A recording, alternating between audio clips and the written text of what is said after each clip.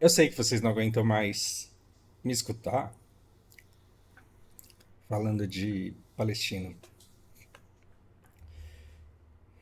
Eu também não aguento mais falar disso. E aí, quando eu vejo esses caras aqui e a vida desses caras aqui, puta que pariu, cara. São heróis, mas assim, como que pegaram esses caras aqui e transformaram nos caras que existem hoje e ninguém percebeu e ninguém falou nada?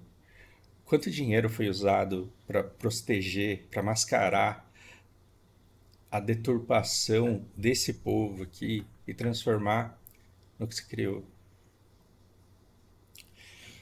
Gente, chamar os kibbutz de hoje de kibbutz é de uma canalice, é de uma sujeira, de uma desonestidade. 100 anos atrás, o povo judeu estava sem terra, estava derrotado, e aí o que eles faziam? Eles, numa zona de intenso conflito, eles criaram eh, pontos em que eles levantavam muros e faziam comunidades agrícolas e sobreviviam. E aí eles se rebelavam, tentando apoiar uns aos outros da maneira como eles podiam. Então, alguns produziam munições escondidas que seriam usados por outros judeus em outros pontos. E ali era uma terra de ninguém, era uma terra sem lei, e eles estavam lutando pela existência deles. É, e eles prosperaram com muito sacrifício e com muito trabalho. Então, quando você olha a história dos judeus que levantaram esses lugares aqui 100 anos atrás, 50 anos antes da fundação do Estado de Israel pelos Estados Unidos, é, e uma ou duas décadas antes deles começarem a ser exterminados na Segunda Guerra pelo nazismo, quando você vê a história desses caras aqui, é realmente impressionante. Você fala, que povo admirável, que povo forte. Mas aí eles foram e estabeleceram o novo Estado de Israel e dividiram as terras. E aí eles dividiram as terras em terras de Israel e terras de palestinos. Mas na terra de palestinos, eles usam, eles sujam a memória dessas pessoas aqui, criando centros de controle que são tudo, menos kibbutz, porque esses pontos aqui eram pontos de rebeldia. Sabe os escravos fugitivos que iam lá e faziam quilombos? O quilombo, ele crescia, ele se organizava e os muros eram levantados e o pessoal lá ficava treinando tiro e capoeira. Então, o, o escravo que fugia, ele corria pela vida dele e ele tentava chegar num quilombo, porque se ele chegasse no quilombo, ele não estava sozinho mais. Ele tinha todos os escravos que tinham fugido antes dele. Aí lá ele ia curar as feridas, lá ele ia ser alimentado, lá ele ia se fortalecer. E se no dia seguinte esse quilombo ele fosse atacado, ele ia lutar pela liberdade dele. Ele ia lutar para se defender, para que ele não fosse capturado de novo. Os kibbutz originalmente, eles eram alguma coisa parecida com isso. E chamar de kibbutz as coisas que Israel mantém em território palestino hoje é um desrespeito histórico com os próprios judeus. Por quê? Porque o Estado de Israel ele tem toda a terra e no território palestino ele faz kibbutz, que são extremamente morados, extremamente guarnecidos, militarizados, mas com comunidades que vão dizer, meu Deus, como nós somos bons e democráticos. Então, nesse território você não consegue entrar se você for palestino, por quê? Porque os muros são altos, porque a vigilância é intensa e porque lá dentro é território israelense, mesmo você estando em terreno palestino. Mesmo você estando em terreno palestino, você tem lá pontos de controle israelense. E de dentro desses pontos de controle saem pessoas como essas aqui, milícias israelenses armadas até os dentes que vão abordar populações que são proibidas de andarem armadas. Então, Um palestino, se ele for pego armado, ele vai preso. Então, ou ele não vê mais a família dele porque ele está preso, ou ele simplesmente morre ali. É por isso que não é como se tivesse troca de tiro entre israelense e palestino. O que tem é isso daqui.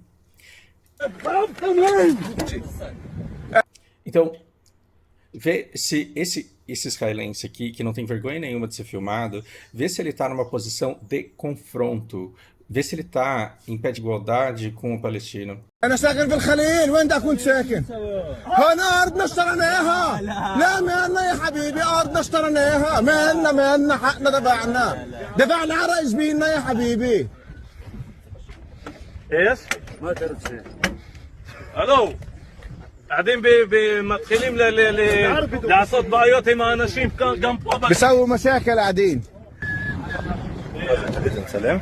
تتدخل مالي تتدخلش فيه. احكي شو بدك. ما تمد ايدك. Você vê que o comportamento do israelense, ele tem certeza absoluta que ele não vai ser punido pelo comportamento escroto que ele está tendo. تمد ايدك. انت جاي تمد ايدك، ما الك. هاي الشرطه جايه، هيك بتشوف هلا بتشوف الفيديو زين اعتدت عليك. ما له يمد ايده على السياره، ما له قانونا يمد ايده على السياره. لا معاه لا هو شرطي. E me desculpem, vocês não aguentam mais ouvir eu falando sobre isso, eu não aguento mais falar sobre isso, mas eu decidi que eu vou colocar o som de 2 vídeos simultaneamente, vai ficar uma zona, mas eu faço questão, porque essa brasileira comoveu muita gente, fez muita gente em igreja neopentecostal chorar, inclusive uma dessas pessoas pode ser da sua família. E talvez você queira ter uma conversa com ela a respeito das palavras dessa menina. Onde Israel que dá oportunidade para tantos árabes e quantas pessoas que moram Olha, em Gaza a o trabalhar, a Aziz, estudar, a Aziz. viverem aqui em paz com o povo judeu, com o povo israelense. Aqui as pessoas convivem umas com as outras. Então não tem como se chamar disso um genocídio. Um genocídio seria se estivéssemos boicotando empresas palestinas. Um genocídio seria se estivéssemos agora indo contra um povo. Genocídio seria se a população tivesse diminuído significativamente, sendo que na verdade ela quintuplicou nos últimos anos. Israel faz de tudo para proteger os cidadãos de Gaza, inclusive perde muito dos próprios soldados para que não tenham casualidades a mais. Israel demorou também um certo tempo para invadir Gaza, porque queriam proteger os cidadãos. Me entristece muito ser uma brasileira judia que veio para Israel, me mudei para cá, onde toda a minha família estava no Holocausto, a família dos meus avós estavam todo mundo na Polônia, foram todos assassinados por nazistas. E eu fui fazer um passeio na Polônia para ver o que realmente aconteceu. E toda a minha família fugiu da Polônia para ir para o Brasil, pois lá era um lugar seguro, pois lá era o lugar da casa deles. Lá eles não seriam perseguidos e massacrados só por serem judeus.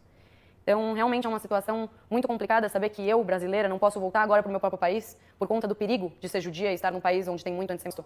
Onde Israel que dá oportunidade para tantos árabes e quantas pessoas que moram em Gaza a trabalhar, a estudar, a viver. Rafaela, você não pode voltar para o Brasil, porque no Brasil tem esse tipo de coisa aqui. Eu quero que vocês saiam na rua perguntando para as pessoas do que elas têm mais medo de serem no Brasil, judias ou negras.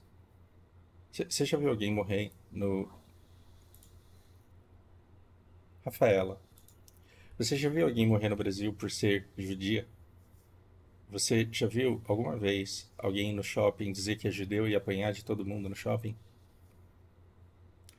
Você já viu alguém ser proibido de entrar em um lugar porque estava mal vestido e era judeu? Você dizer que no Brasil, você não pode voltar para o Brasil porque aqui as pessoas são antissemitas e você não está segura, é de um desrespeito com a realidade sem tamanho e sem cabimento. Você dizer que Israel permite que as pessoas convivam em paz e em igualdade e que ela dá oportunidades para as pessoas é de um desrespeito com a realidade sem tamanho. Os palestinos, eles podem sim entrar em Israel para trabalhos muito mal pagos, e eles sofrem das crianças de Israel esse tipo de comportamento que eles veem nos adultos de Israel. Eu tenho amigos pessoais que foram passear em Israel e que viram crianças jogando urina em trabalhadores palestinos dentro do território de Israel. Então, dizer que Israel promete a igualdade e que respeita a todos e que é multicultural é de um desrespeito com a realidade sem tamanho.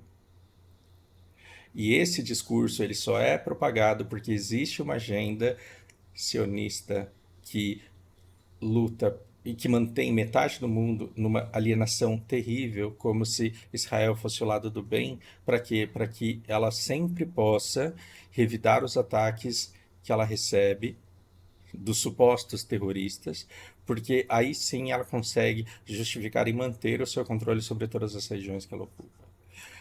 Você sabe, Rafaela, por que que os kibbutz eles foram invadidos pelo Hamas? Eles foram invadidos pelo Hamas porque o Hamas sabia onde estavam as fragilidades dos muros dos kibbutz.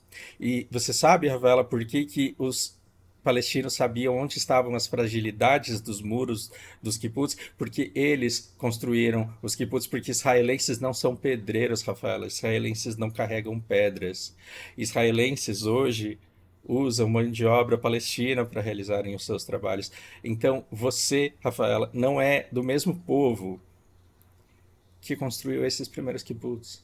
E hoje eles não são mais kibbutz, porque os kibbutz de Israel, em território palestino, e parece que eu estou fazendo um canal de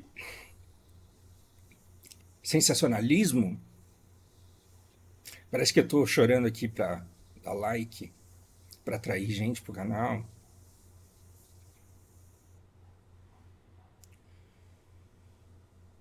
Os kibbutz hoje não são mais quilombos. Eles são ocupações. E eles não são para que as pessoas de dentro do quilombo sobrevivam aos ataques constantes que eles sofrem externos. Não.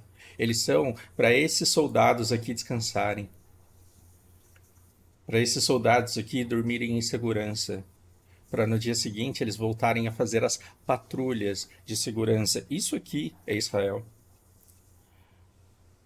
E essa narrativa israelense que engana as igrejas neopentecostais brasileiras, ela vai continuar pelo tempo que o dinheiro investido por Israel e pelos Estados Unidos perdurar. Eu não vou conseguir mudar isso. Eu não vou conseguir conscientizar a população do meu próprio país a respeito do que está acontecendo hoje, das pessoas que estão sendo mortas hoje nessa terra. Não vou conseguir. Mas eu vou fazer questão de ser uma pequena formiga nesse processo para fazer esse processo de alienação das pessoas ficar cada vez mais caro.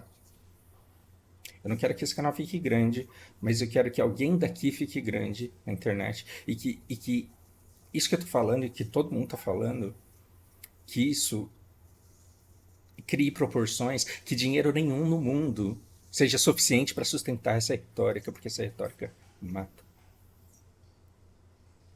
Estados Unidos já caiu. Tá caindo atirando.